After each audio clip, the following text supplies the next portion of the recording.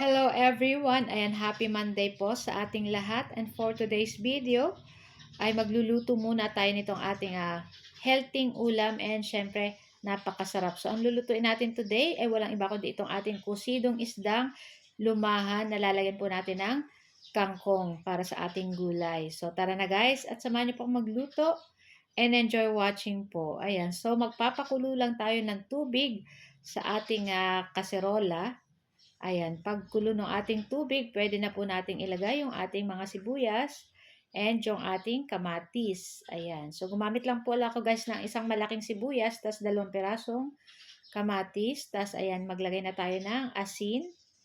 Ayan, tapos hintayin lang po natin yung kumulo at maluto yung ating kamatis. Pero before that, maglagay muna tayo ng luya.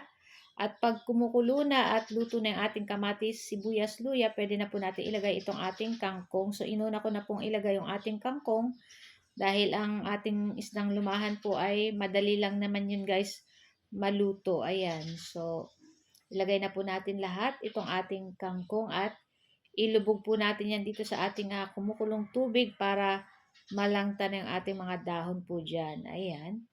So, ang ipang-aasim po natin diyan ay calamansi juice para mas healthy and syempre masarap po yan. So, konting asin lang ilalagay natin. Tapos, kung matabang na lang, mag-adjust na lang po uli. Ayan. Tapos, ayan, i-mix natin mga nailalim natin mga sibuyas dyan.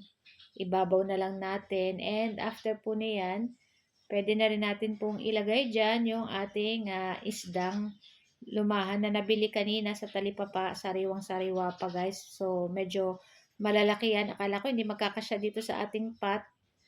Dahil yung ating pot ay medium size lang ito. Pero ayan, nagkasya naman guys. Kasi 4 lang naman yan. Kaya lang, malalaki guys yung ating lumahan. So na nga at hihintayin lang po nating maluto itong ating isdang lumahan at pagluto na saka po natin yan nuhulugan or saka natin ilalagay dyan yung ating calamansi juice. Ayan.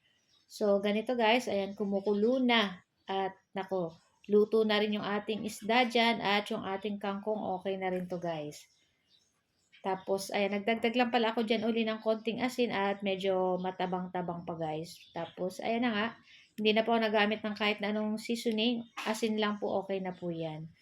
So, ayan, pwede na po natin dyang ilagay yung ating calamansi juice. So, siguro mga 8 piraso yan. Tapos, ayan, saidin natin yung sa mangkok na natira. Tapos, ayan, pwede na rin po natin yung patayin yung apoy maya-maya. Ayan. I-mix lang natin dyan yung juice ng kalamansi para ma-mix na dun sa ating sabaw. So, guys, ayan, at luto na rin to guys. Pwede na rin natin patayin at i-transfer natin sa ating plato. Ayan, sa ating mangkok. So, guys, ayan, ito lang po ang ating video today at sana po ay nag-enjoy kayo. Huwag niyo po sanang kalimutan mag-like, comment, at pa-share po ng ating video at shoutout sa ating mga new followers. Thank you guys for watching. Bye! Ciao!